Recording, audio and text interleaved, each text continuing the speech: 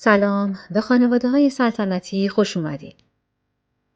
در برنامه امروز از طرح نادرشاه برای بازسازی نیروهای مسلح ایران بهتون میگیم. ممنون که امروز هم به ما سر زدین و وقتتون رو به ما اختصاص میدین. و باز هم ممنون از حمایت و همراهی همیشگیتون که از طریق لایک، سابسکرایب و ارسال برای دوستاتون نسبت به ما دارین. یادآوری میکنم در صورتی که از برنامه‌های ما خوشتون اومد، حتما اون زنگوله رو فشار بدین تا پل ارتباطی ما برقرار بمونه. و روزهای بعدی هم بتونید در جریان برنامه‌هامون قرار بگیرید.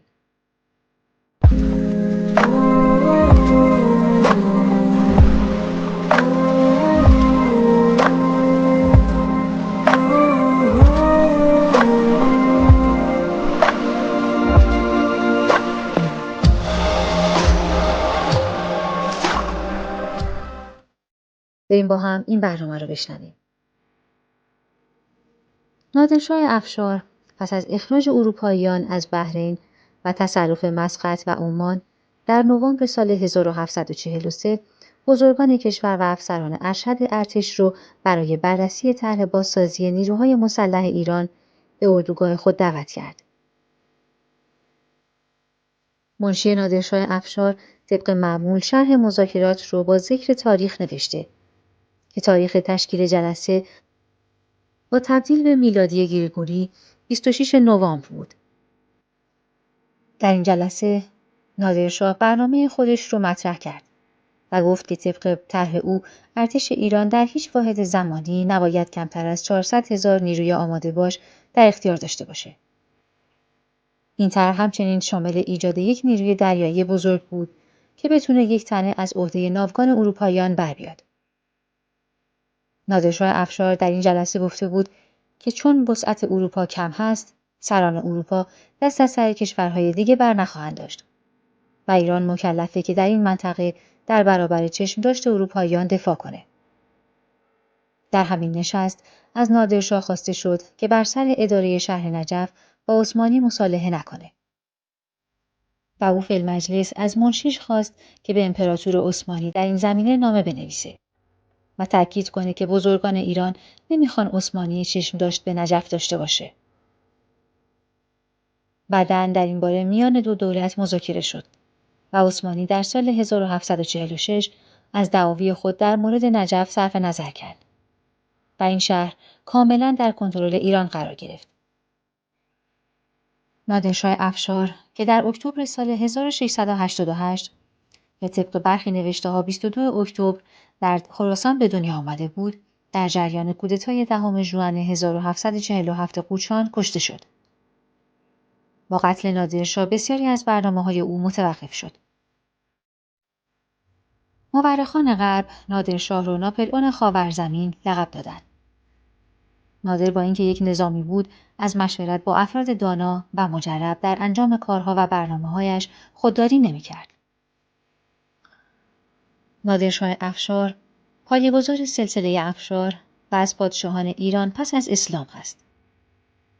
سرکوب شورشیان افغان و بیرون راندن عثمانی و روسیه از کشور و تجدید استقلال ایران و نیز فتح دهلی و ترکستان و جنگ‌های پیروزمندانه او سبب شهرت بسیارش شد. او را ناپلئون آسیایی یا ناپلئون ایرانی و آخرین فاتح بزرگ آسیای میانه می‌دارند. و اکنون اغلب ناپلئون نادرشاه اروپا نامیده میشه. نادرشاه از آبادی‌های نزدیک آبیورد زاده شد. در آغاز جوانی نزد حاکم آبیورد با علی بیک کوس احمدلو به خدمت مشغول شد. در هرج و مرج ناشی از هجوم افغانها به ایران، نادر به خدمت ملک محمود سیستانی درآمد که مشهد را تصرف کرده بود. پس از دسیسه‌های گوناگون با سرداران ترکمان، افشار و جلاپر، نادر گروه خودش را از مهاجمان تشکیل داد و در اتحاد با کردها بر سر کنترل مالکیت مشهد با ملک محمود به رقابت پرداخت و او را شکست داد. نقش او در سرکوب ملک محمود سیستانی او را مورد توجه طهماسب قرار داد. و در سال 1139 هجری قمری یا 1726 میلادی نادر و نیروی 2000 نفریش رو به خدمت گرفت پس از مدتی نادر به فرمانده گارد منصوب شد و مقام طهماسپ یا پیشکار طهماسپ رو بر عهده گرفت. اعتبار او پیوسته افزایش پیدا کرد، زیرا سپاه طهماسپ رو به پیروزی‌های فراوانی رسوند. نادر در 29 سپتامبر 1729 به پیروزی بر افغان‌های قلزایی به رهبری اشرف افغان در مهماندوست دست پیدا کرد.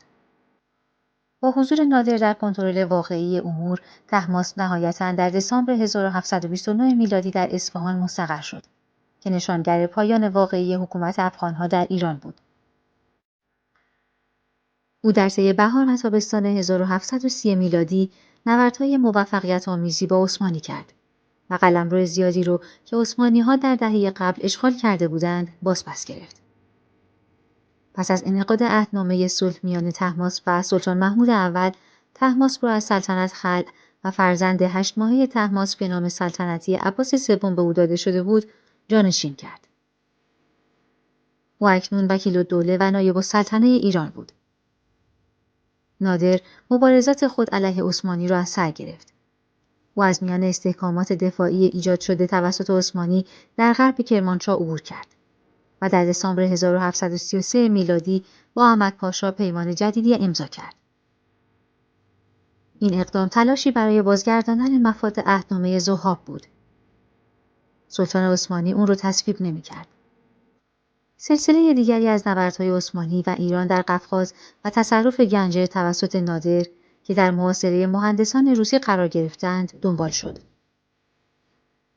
در اواخر سال 1735 میلادی نادر احساس کرد که از طریق سلسله پیروزی‌هایش به اعتبار کافی دست یافته و موقعیت نظامی لازم رو به اندازه کافی تأمین کرده که خود تاج و تخت رو به دست بگیره.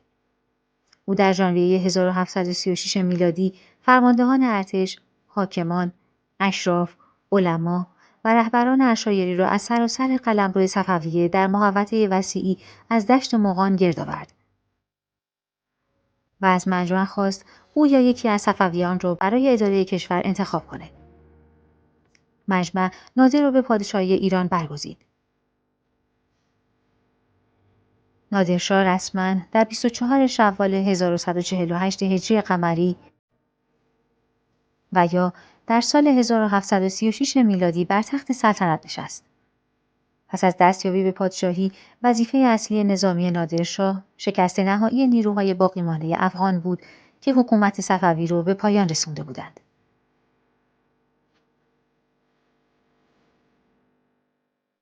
ممنون که تا پایان برنامه همراه ما بودید. امیدوارم لذت کافی رو برده باشین. نظرتون رو بنویسین، لایک کنید، سابسکرایب کنید و برای دوستاتون هم بفرستین. اون زنگوله رو هم فشار بدین تا روزهای بعدی هم بتونید بهمون سر بزنید. تا برنامه بعد، خدا نگهدار.